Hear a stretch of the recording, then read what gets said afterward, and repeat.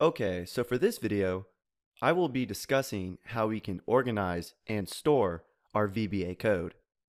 So inside of the Visual Basic Editor within our VBA practice file, over here on our left inside of our project window, what we have here are called modules. And the most common place that we store macros is inside the code module. And code modules can be located within the modules folder. And currently, we have one code module inside this folder, which is called Module 1. And inside this module, what we have are called procedures. And procedures are the building blocks of modules. They are sets of commands or line of code that are used to perform a certain task. So within this module, we have two sets of procedures. We have our macro1 procedure, and then we have our format headers procedure. There are two different types of procedures. The first one is called a sub procedure, which are just lines of code that get executed.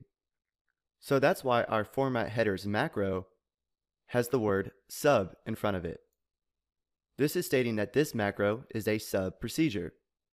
And within the sub and in sub are the lines of code that get executed.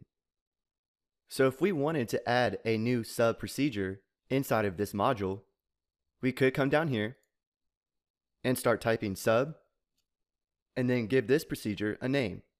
I'll just use test for now. And if we click enter, it automatically puts in sub. And then we can start writing lines of code between the sub and in sub.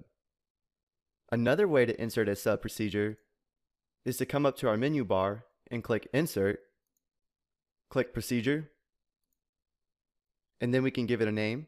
I'll just put test2. And then we can make sure to select sub. And I will talk about the public and private scope here in a minute. But if we click OK, now we have inserted our test2 sub. The other type of procedure is called a function. And a function is a group of reusable code that returns a value, which then we can use that value inside of our sub procedures. So to insert a function, we can either type function out or come up to the insert tab, click procedure. I'm just going to name it test3. And then we can select function.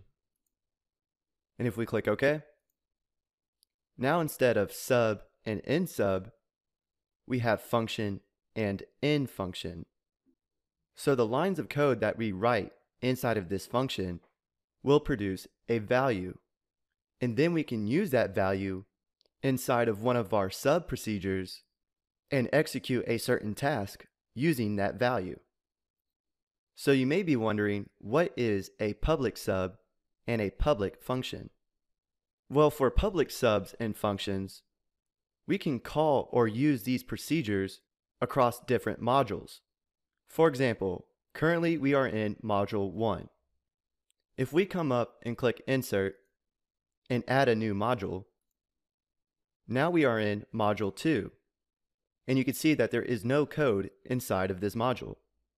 But if we state that our sub procedures or functions to be public, we can use those procedures inside of this module.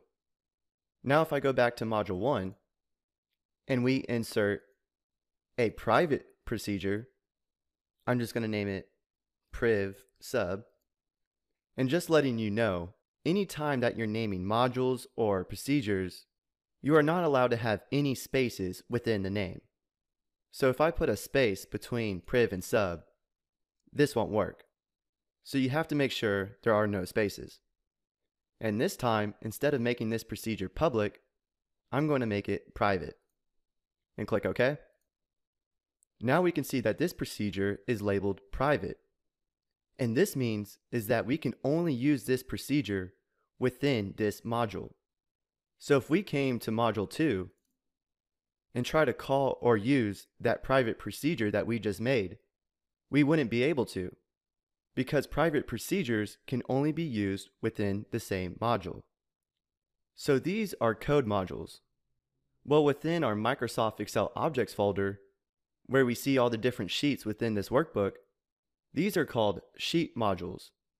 So if we double click on one of these modules, it will open up the code module for this specific sheet. And we can trigger the macros written inside of this sheet module with using worksheet change events.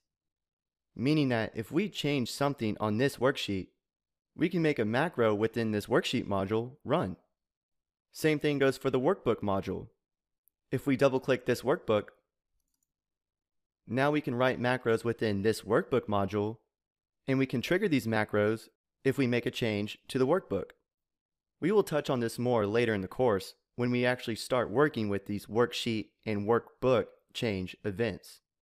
But for now, I just wanted to give you a good idea on how VBA code is stored and explain the structure of different public and private procedures that make up modules.